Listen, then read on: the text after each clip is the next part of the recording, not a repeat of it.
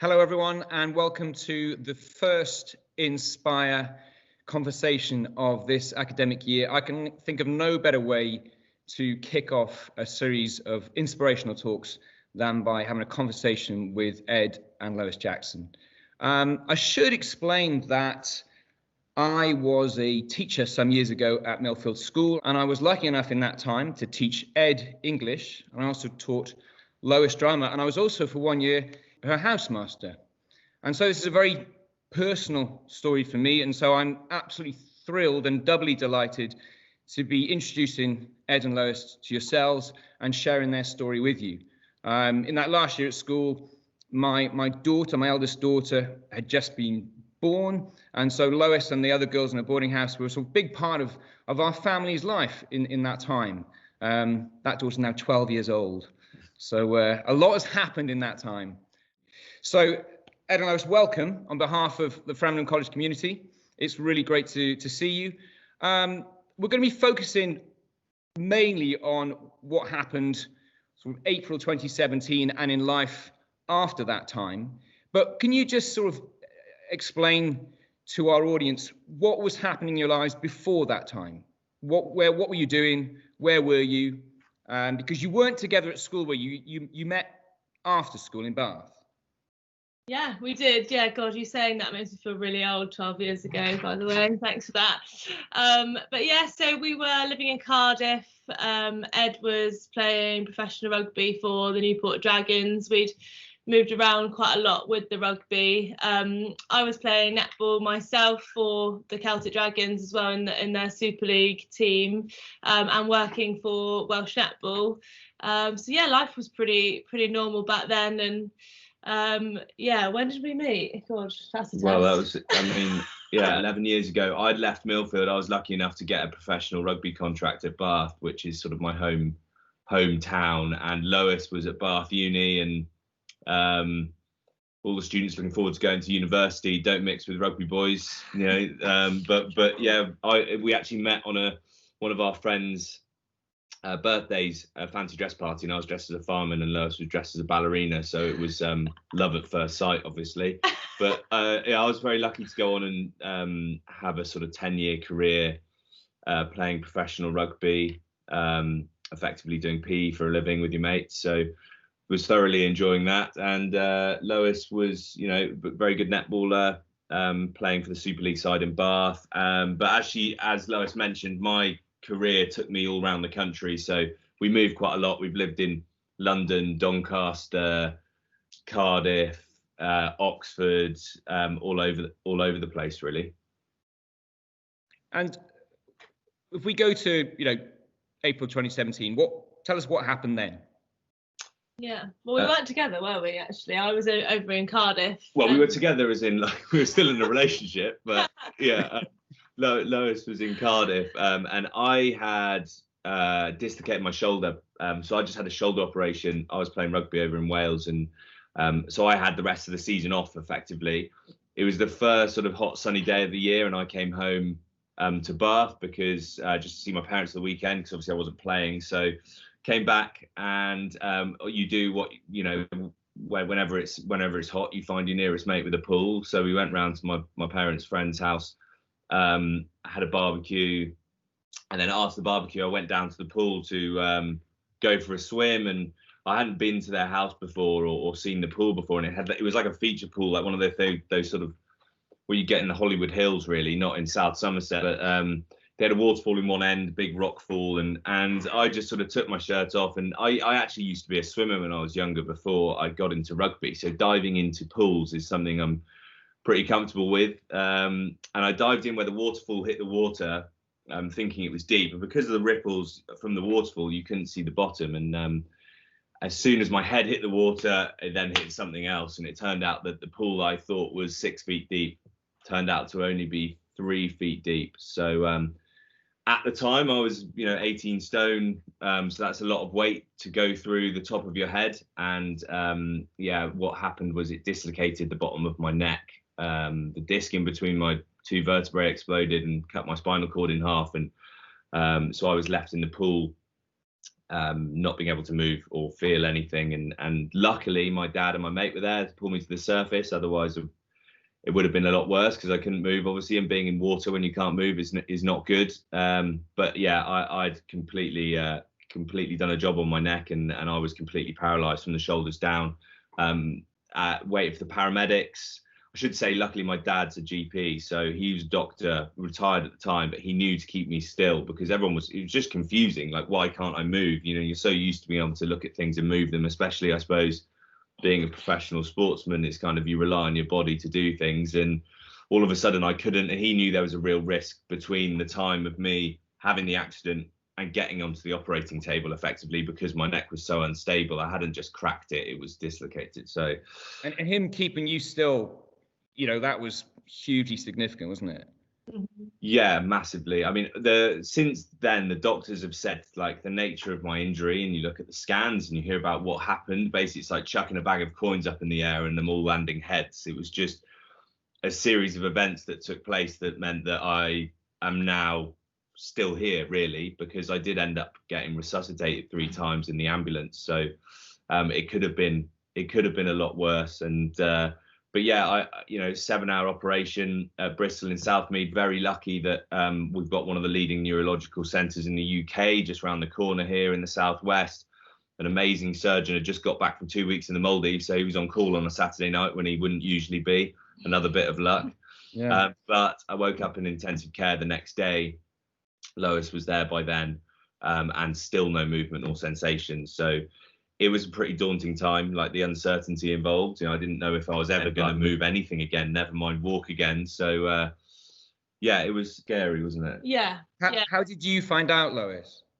So Ed's stepmum was actually very good and calm, and called me. So I just finished training over in Wales. She called me and said, Ed's had an accident, he's fine, he's conscious and everything, but he's dived into the pool, and he's just being taken to hospital. So I mean, I was quite calm at that stage. I was like, oh, silly bugger's just knocked his head and he's cut his head, and he's had to go and get stitches or something, because they didn't want to tell me too much for the car journey. I think the other point is, you'd been with me for a 10-year rugby career, and this was actually my 8th operation, so it wasn't anything completely abnormal in that respect. But I think it was when I walked into A&E, and like, of course, everyone's watched like 24 Hours in A&E, and it was like exactly that, and his head was strapped down and that red kind of collar thing, and yeah, that's when I kind of panicked. Tried to stay as calm as possible in front of him, but you could tell that something was seriously wrong. But by that point, we didn't really know the extent of the damage, so it was kind of a waiting game. And yeah, it was pretty harrowing experience, not gonna lie. And when you say you were trying to not let Ed see how you were feeling, you were protecting the other person from letting you know how you were truly feeling. Is that what was going on? Yeah, I think so. I think it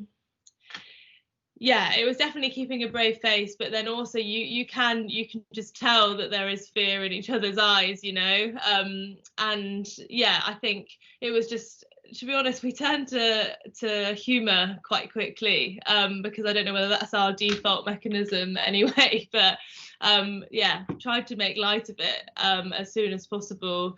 And you were really good at that, actually. I think you were panicking more so about how I was gonna take this, because did you know deep down the extent of the damage, whereas I didn't? I think in the early stages, before the operation, like trying to just sort of keep a brave face on, if you like, not panic anyone, be like, oh, everything's going to be okay, because I kind of felt guilty looking at what I was putting everyone through almost. But when Lois came in, that's when it hit me, and I just said, I'm sorry, didn't I? So I knew how serious it was, even though I wasn't sort of letting it on. But when Lois came in, I said I'm sorry, because I knew what the potential implications of what was going on could be, even at that early stage. But yeah, it was very much putting a brave face on. And then as we moved forward through rehab and through, after the operation and onwards from there, there was an element of suppressing emotions from each other, I suppose, to not, as I said, I felt guilty for the way I was making everyone feel. So I was just putting a brave face on most of the time. And your father, you know, he was a doctor. He'd know a lot more than most dads would in that situation. So how much was he sort of, you know, letting you know his insight? He was amazing. Like, I mean, like my dad's personality really did benefit everyone in this situation, where sometimes it doesn't. You know, he's a very stoic Yorkshireman, like never had any sympathy in our lives for anything. I suppose as a GP, you spend your whole life having to pander to people who might not necessarily have something really wrong with them. Some people do. And then so with your own family, you just tell them to get on with it. But I saw some sort of fear in his eyes that I'd never really seen before. But at the same time, he was really cool, really calm. He was translating what the doctors and surgeons were saying to my family and to Lois, so that he could be that buffer between the two, if you like. So he could almost, yes, he could translate it, but he could also doctor it, for excuse the pun, to make sure that they weren't being panicked. Because, for example, before I went into surgery, the doctor came into the waiting room and so he sat me, Ed stepmum Sue and his dad down, and said, like, this is a really serious operation, about him going under anaesthetic, and that there's a high chance that he might not come out being able to move anything, and there's a chance that he might not make it out at all. And obviously me and his stepmum just burst into tears, and we're an absolute mess, but he was able to kind of calm us down and say, look, they have to say that, like that, like he will be fine, and like reassure us, because otherwise we were in a right state. But so he was really good, and calm, and just like Ed said, that buffer, because there's so much jargon flying around, and like in those early stages you just have no clue. Like I had no idea about spinal cord injuries and the effects of them, so he continued to be a massive help throughout the whole time I was in hospital as well, because anyone who spent any time in hospital know there's a lot of politics involved, and the ways the NHS work, and, you know, just being able to understand the system and maximize what you can whilst you're in the system effectively. And he knew all of that because he'd worked in it for 20 years. So it really did make a massive difference. And Ed, you were told you weren't going to walk again, or you probably weren't going to walk again? So I mean, it'd been 6 days with no movement or sensation, pretty much, I think, and every day they do something called the Asia test, which is the American Spinal Injury Assessment, and it involves a load of pinpricks, movement tests, temperature tests, all these sorts of things. And they did all this stuff to me, and I couldn't really feel what was going on anyway. But what it does is it predicts your recovery. So it'll see the changes after 24 hours, after 48 hours, 72, so on. And after 6 days, the doctor came in. Shoulders, didn't you? That's it. Had a bit of the level of my injury would mean that I could probably get some shoulder movement back, because I was C6, C7, but not necessarily anything else. And the surgeon came in and said, Ed, you have to realise that you're not going to walk again. You'll hopefully get the use of your arms back so that you can use a wheelchair and be independent. And obviously we'd all been thinking it up until that point, but no one really wanted to say anything. And those words sort of materialized our fears, if you like. However, it also provided a sort of springboard and a turning point for my mental state and how I was going to approach the rest of my rehab. So what was, I suppose at the time, terrible news has actually resulted in being a pretty poignant moment in why I've managed to make a recovery, I think. Tap into that. Why is that, Ed? Is that because you're stubborn? I think there's an element of competitiveness there, I suppose, being told that I can't do something and then wanting to prove that I can. But it was more to do with the fact that I realized, I mean, the independence side of it hit home to me that, you know, it's not just me that this is going to affect for the rest of my life. This is potentially going to be my whole family. Lois, you know, what does this mean for all of their lives as well? And that then flipped me from my focus point wasn't just on myself anymore. It was on all of them. And that was a big enough driving force to then spend every waking hour just trying to wiggle something, trying to move something. And I remember for hours and hours on end, and I've been through pre-seasons, I've been through, you know, savage rugby matches and fitness tests and all these things, but sit lying in bed for an hour trying to wiggle your big toe when you can't neurologically move is the most exhausting thing I've ever done in my life. So I'd do that, pass out of sleep, wake up, do it again. But I was so driven to try and get something. And I also knew that if I looked back at myself in 6 months' time and I hadn't recovered at all, but I'd given it everything I could probably live with myself. At having affected the other people. It wouldn't be great, but at least I tried. But if I look back and I hadn't given it everything, I don't think I'd ever be able to forgive myself. And sure enough, 2 days later, my finger wiggled and then my toe wiggled, and then sort of all bets were off. And what I'd been told, I think the toe was the biggest one, because they said there was a chance my hand was gonna move anyway. But the toe just showed that there was a link still below the level of my injury, and that was the hope we needed, and I needed to really drive forward and keep pushing and try and get as much out of it as possible. I remember seeing the toe wiggle, because Lois, you posted that. Yeah. When did you start posting things much more and sharing everything with a wider community? Must have been about 10 days later, because I actually started a bit of a blog at the beginning, and then we were in the RUH in Bath, and it was with another friend as well, and Ed had actually been keeping a journal. They told him, like, the psychologist come round, like, it's really good to just kind of it was helping me get to sleep, because I couldn't move, but I could keep voice notes, because your family and friends are there during the day to distract you, but then at 8 o'clock every evening, especially on the intensive care ward, it empties out, but the intensive care ward keeps running. It's a 24-hour thing, and it's scary. There's people dying around you, literally. And I couldn't move, so I couldn't even press my buzzer when something was going wrong. I was flat on my back, so if any sort of saliva I couldn't clear my throat because I couldn't cough. So suction tubes would have to come in, and then I couldn't really sleep because my heart rate kept dropping below the limit for the machines. So I kept thinking I was having a heart attack when I was falling asleep. So it was quite a traumatic period every night that I was having. And then I was trying to make it till morning until these guys came back in. So I started keeping voice notes and talking about my day as a way of trying to offload. And I didn't tell anyone I was doing that, but eventually they were found. And I guess from my reaction from trying to find out as much as possible, I kind of went on Instagram and like looked at different blogs, and there wasn't much out there in terms of like someone that was actually in hospital going through it. And when we read some of Ed's blogs, we just said, this is like, you could really help somebody if you shared this, shared this whole journey.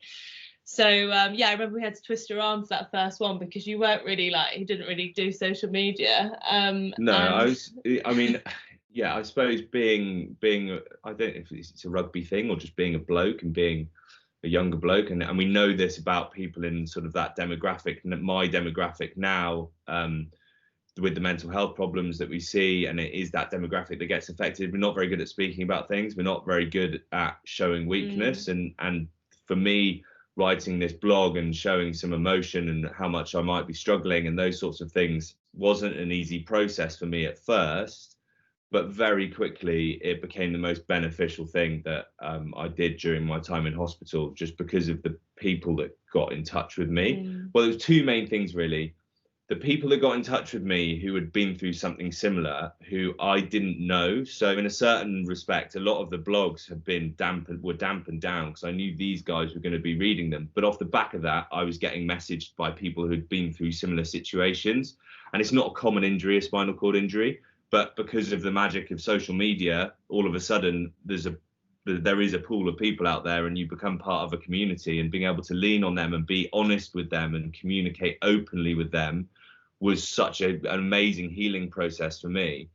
But also it gave me this weird, I felt so useless. Like I couldn't move, couldn't do anything. People had to brush my teeth, feed me, bath me, even help me go to the toilet. I won't go into any details about that. But all of a sudden people were messaging me saying that this is really helping what you're writing about, your positivity, you're putting things in perspective for me, all of these sorts of things. All of a sudden I felt like I had some use again. And that sense of purpose was so powerful. And that came from the feeling of helping others. And ironically, that is now what I do and what we do because of the sense of purpose I got from that. But that was the first time I've really felt it, and I realized that actually, yeah, I've been playing professional sport my whole life, and maybe that is a reasonably selfish pursuit. You know, you have commitment to a club, but if someone offers you more money or there's a better opportunity, you go and take it.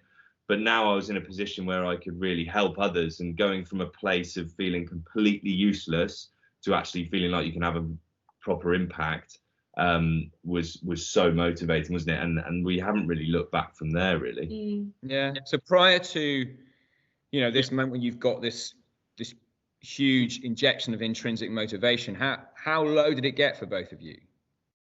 Yeah, I mean, I've had some pretty dark. I had some pretty dark moments early on. I think that it was the uncertainty that was really hard to deal with. I think it's in human nature, we don't like uncertainty, and I think that's why it's been tough. That's why we've seen it over the last year, and with COVID, all of those things that you can't actually affect, but they eat you up inside. And for me, that was my biggest worry, was where am I going to end up? Am I going to have a relationship anymore? Am I going to be able to walk again? Am I going to be able to play sport again? Am I going to be able to have kids? All of these things were going through my mind every night. And actually, there were times where I was like, I just don't want to deal with those thoughts anymore. Fortunately, there was nothing I could do about it because I couldn't move. So, those moments were fleeting, but I had them, and they were scary thoughts, and somewhere I'd never want to go back to. And they're also thoughts that I was never going to tell my family I was having. But then when I started writing, they were thoughts that I could tell other people, and they were like, yeah, completely normal. I felt exactly the same thing. And then all of a sudden you're like, oh, it's not just me. Okay, that's fine then. And then they stop. And the power of sharing your vulnerabilities and your weaknesses, actually, and it making you realize that it's not just you. Everyone has their own stuff going on, and if you open up and talk about it, then it is really true that problem shared is a problem halved, and that really came through. But it was tough, in the early stages. But as soon as I started recovering, as soon as I started sort of seeing some progress, those darker moments started going away, and there was really a focus and a drive day by day for me to. I think that was really important. Was like when we looked at the bigger picture and like actually how massive this problem was and the pain we were going through, then it seemed like a really daunting time. But actually, day by day, we just focus in on what your goals were for that day. And like, because the NHS is so stretched, like when he was in the Salisbury spinal unit, he was only getting like 3 to 4 hours a week of rehab with a physio. So and luckily I had some experience in that. So day by day we used to just set little targets, try and get things moving, try and move as much as possible, get to the gym.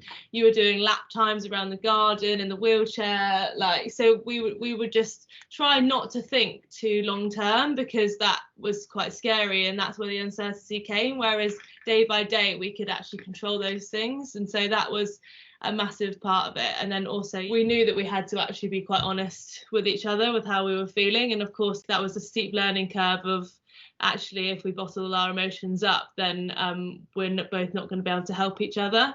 I think it was a really important lesson, and one that that has probably affected me most profoundly, that I carry with me now into the rest of my life, hopefully, is not worrying about the things that I can't affect.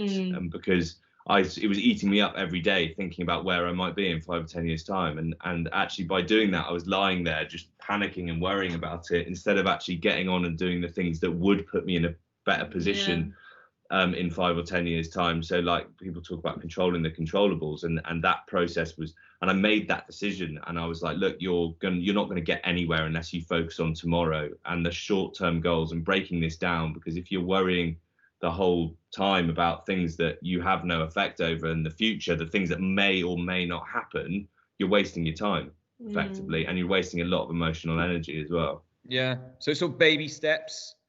Do you think at the same time, whilst you have those baby steps or those marginal gains, whatever you want to call them, you need to have that bigger strategic picture? Like, I want to walk again. The original dream was to be able to be independent, but in a wheelchair. That was all that was realistic for the first few weeks, and that's all I was driving towards. Even when I started getting some movement back in my toes and bits like that, I mean, there was no it was still, the odds were still stacked heavily against me ever walking again. So that was the bigger goal, and that was always in the back of my mind. But then it was breaking it down into the smaller goals and not dwelling too much on that bigger dream or that bigger goal. But then when you got there, we just moved it on. When I started standing, it was like, right, now let's try and walk. And then when I started walking, it's like, right, now let's see how far I can walk.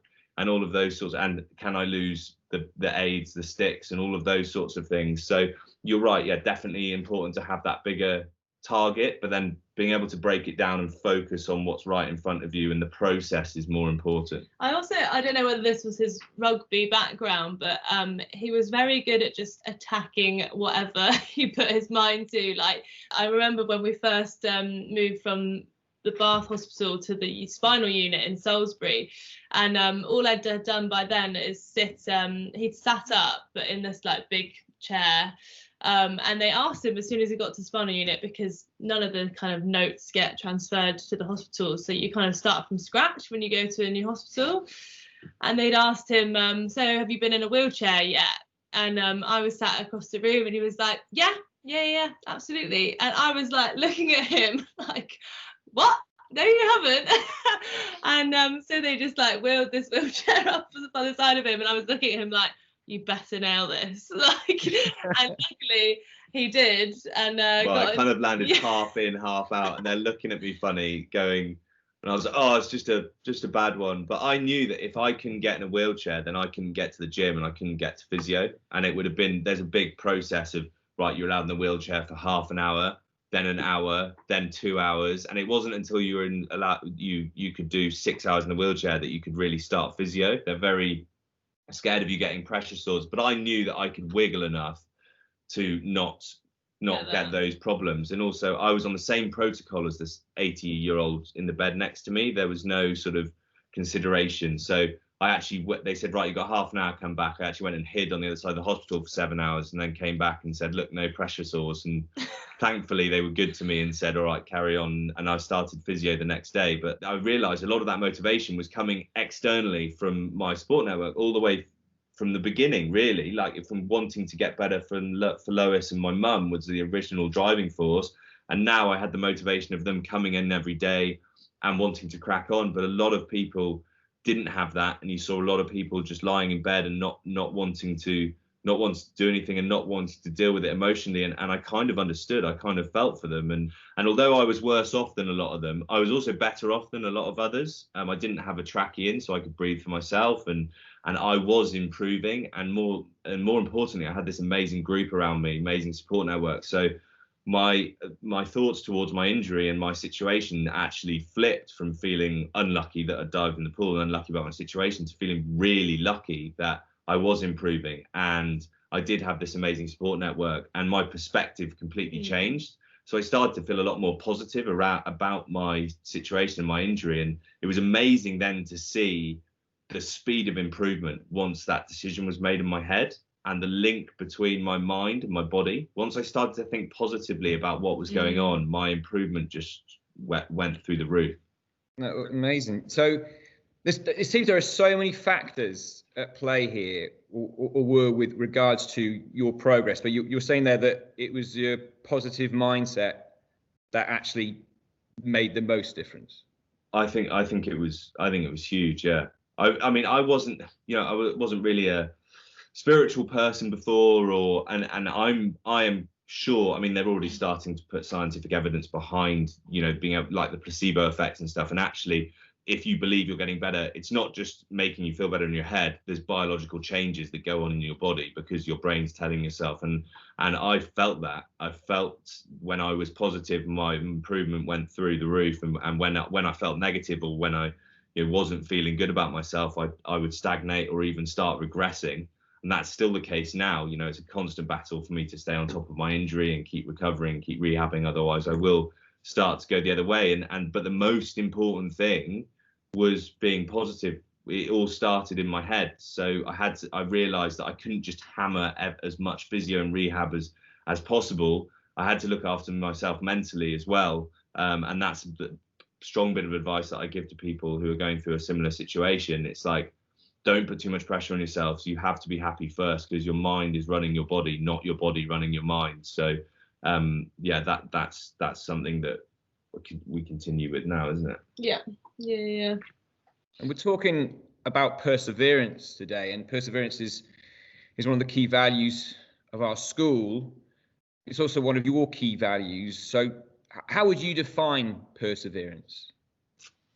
We actually spoke about this morning a little bit, didn't we? Well, just give it a bit of context. Lois is actually a life coach now, because she's been interested in all these sorts of same things that I've been interested since my accident. So she actually puts a lot of science behind the spiel that I talk about, which is quite interesting. So I'll let her answer this one. Yeah, we were talking about the difference between persistence and perseverance, and we kind of just both agreed that persistence is an action. So you're kind of day to day completing a task, and you can be persistent in that task, whereas perseverance is much broader and bigger than that. It's actually like your will to keep driving on. So I think I remember you hurt your knee quite in the middle of his rehab, and it was probably a good process to go through, because he had been really lucky in a lot of respects and winged it in terms of like with the wheelchair transfer and everything, but going through those knockbacks actually really drove him even further to really want to improve and to persevere with all of his rehab. And he certainly you definitely have a very positive outlook on everything. I think perseverance is like one of the key personality traits for anyone, and I think everyone would be very surprised by what they're capable of when their back really is against the wall. And often we choose to live within our bubble, our safety bubble of what we know or where we feel comfortable, because we are scared of that we're not going to be resilient enough to deal with that, or we're not going to be good enough to do that. And I was forced out of my comfort zone. All of a sudden I'm in this position where it's completely alien to me, and people say to me all the time, oh, I could never have done that. Well, I would have said that about myself too. You know, I would never have been able to emotionally deal with that. And I think the first point is realizing you're way more capable than you think you are, and you're way more resilient than you think you are. But the second thing is also persevering through something, putting yourself in positions where you have to stick at things, and then actually sticking at them will make you more resilient, and will make you you carry that with you. So I think it's important to not take the easy road the whole time. I think friction leads to growth, and you have to get outside of your comfort zone in that respect, and you have to persevere at things. You have to be that person that can take a knockback and keep going, and that has been sort of the story of our journey, really. And not just me, but all the people who have been involved with me, physios, family. We've just kept at it, and we've kept pushing, and I continue to push now, and I continue to reap the rewards, not just physically but emotionally. And sometimes it's not easy. Sometimes you just want to sit there and go, nah, I'm not doing it anymore. I've had enough. But once you can overcome that and you get on with it and you do it, whether that's day-to-day tasks, that little nagging thing in your head where you're like, I don't want to go to the gym, or these things are going to be good for you, but for some reason something's telling you not to do it. The more of those little wins you can get, the more times you can do that and overcome those things, the easier it gets through life. And it's a long process. As I mentioned before about how hard it was wiggling a toe for an hour, I've learned to push myself way further into what you might call the black, if you like, than I'd ever done before, playing rugby, fitness tests, games, pre-seasons, anything like that. And I realized how much more I actually had in the tank the whole time, even though before I was telling myself, right, I'm actually completely done here. And then I found this thing about, David Goggins had talked about it, who's a Navy SEAL, and he's written an amazing book.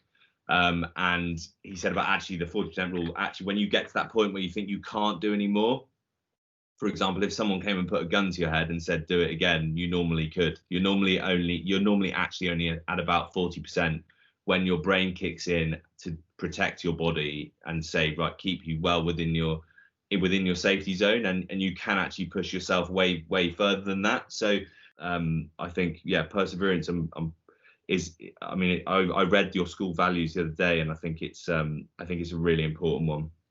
And I think it was day 5, because from reading through your blog, you're quoting Churchill. So quite early on, you were thinking quite big themes, and it suggests even beforehand you were reading, you know, the writings of great leaders, great speakers, great writers, and that sort of has been in the background perhaps in your life before the accident. Is that right? To a certain extent. You know, I love a quote, but there are some, I think it's important to have role models and to have guides. And I turned to, as soon as I had my accident, I turned to a lot of people who had shown resilience in their life and tried to understand that process.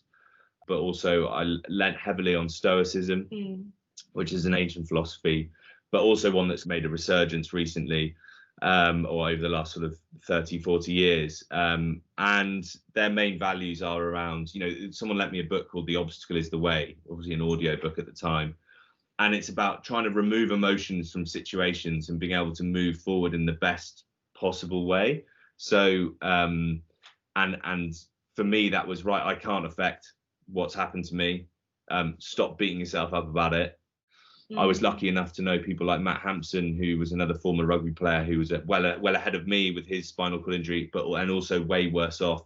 He's still completely quadriplegic with a ventilator, but he's created this amazing foundation, you know, and he's living a positive life that's benefiting a lot of people. So right from the start, I knew, well, I'm not as bad as Matt, and look at him and look what he's done. So who am I to complain? I do think we had a lot of the basics from sport, which like you learn about all these things like goal setting and the controllables was something that we were preached at loads when I was playing netball. So I think we had the basics there, but then actually when he left hospital, that's when it hit home that actually, like, yeah, Ed won't play rugby again. I'd moved my job and I was just focusing on getting Ed to physio. So that was kind of like the biggest time to persevere. And actually, I think we found that getting on with normal life as quickly as possible.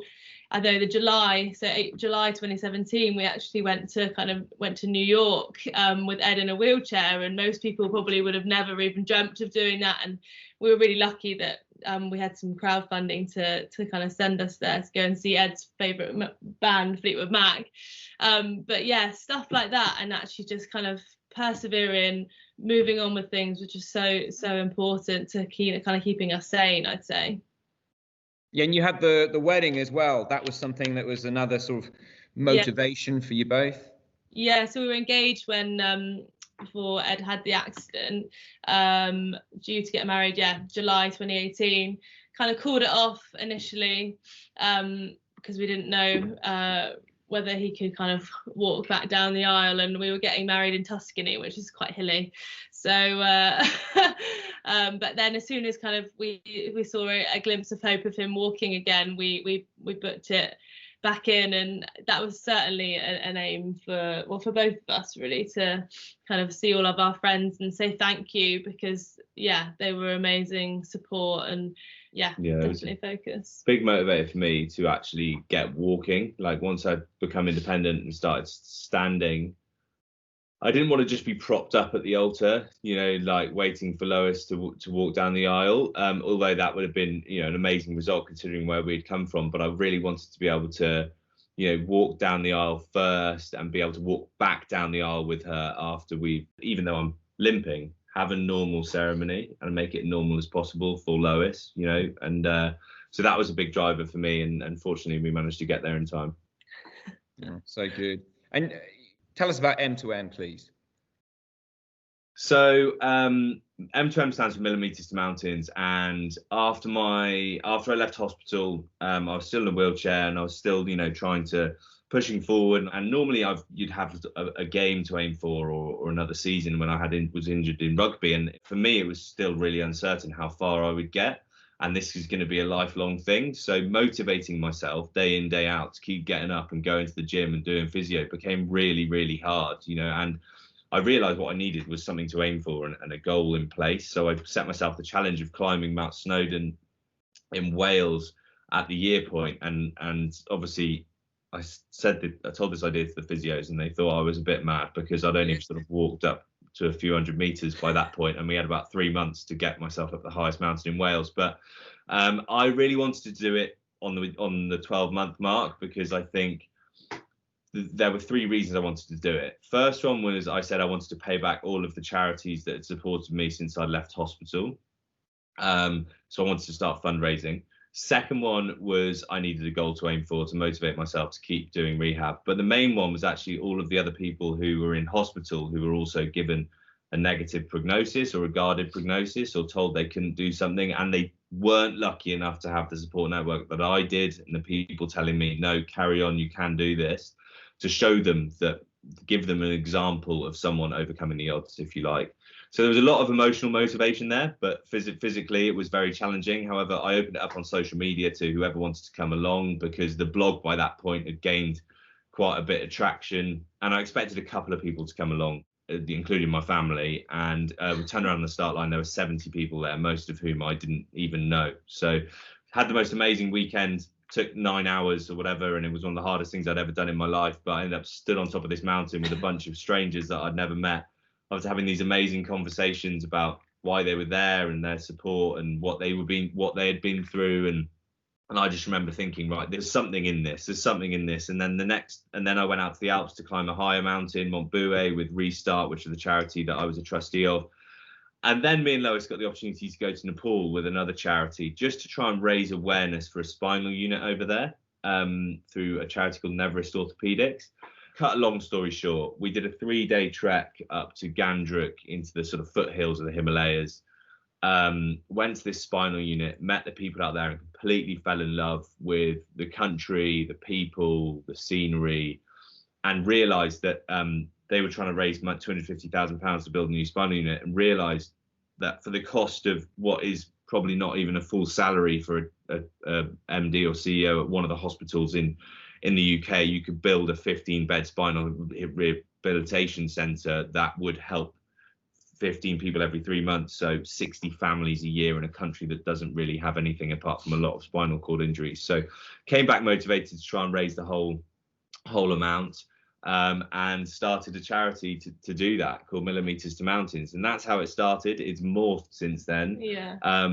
I think it was from then, that trip, that we knew the difference that it made to Ed, being out in the mountains, being outside, setting challenges for yourself, and all of those positive benefits we wanted to share with other people. So that's what the charity focuses on now, is so we'll have our first 5 beneficiaries this year going out on our climbs, and after that they hopefully have an amazing time on the trip, and then they'll have a development program set for them afterwards, which will include kind of like life coaching, counselling, career advice, to really try and get them back on track with their lives. So yeah, really rewarding. The mental and physical benefits, as Lois touched on, that I got from not just being outside in the mountains, but pushing myself outside of my comfort zone and realizing, challenging myself each time, thinking, am I actually going to be able to do this? And then doing it.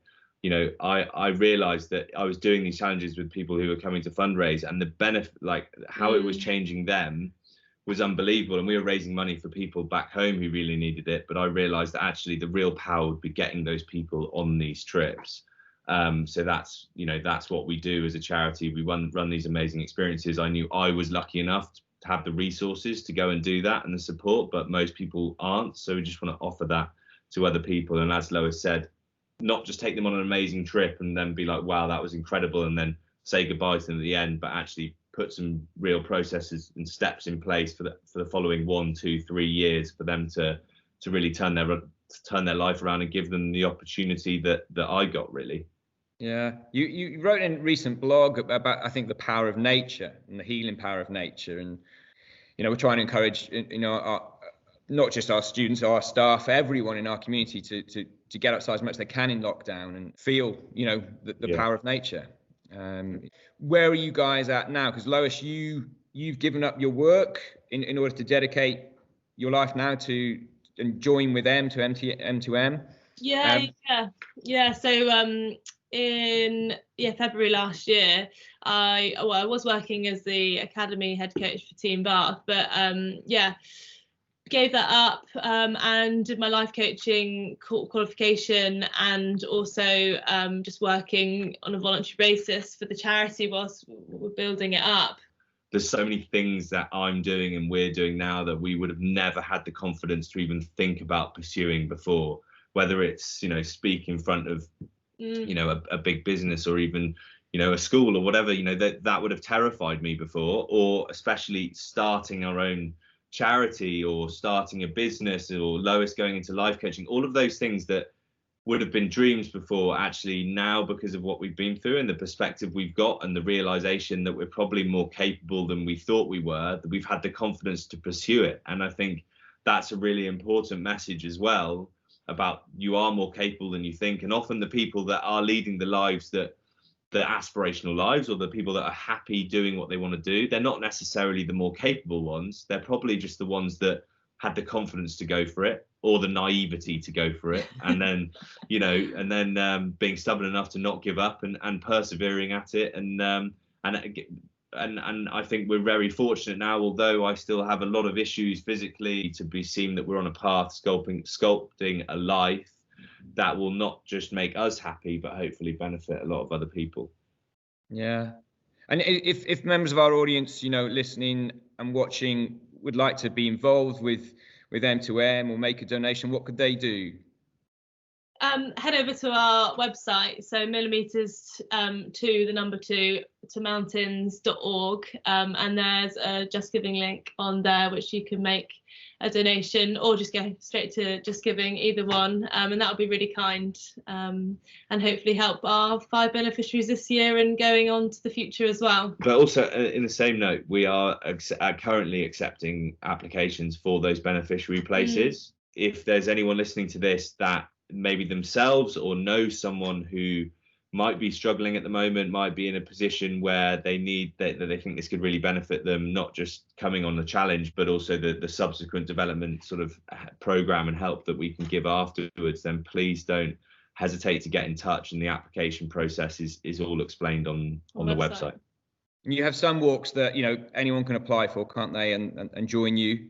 Yeah, all the walks anyone can apply for. So the majority of people on the walk will be fundraisers, and then there will be beneficiary places on each walk as well. I think the element of mixing people together is a powerful one, and it has been proven in the past with us lot. And I think you mentioned about the power of being outside and positivity, but also it's weird when you walk with a group of people, and even strangers, and I found this first on Snowdon, everyone, when they're heading in the same direction and taking on something together.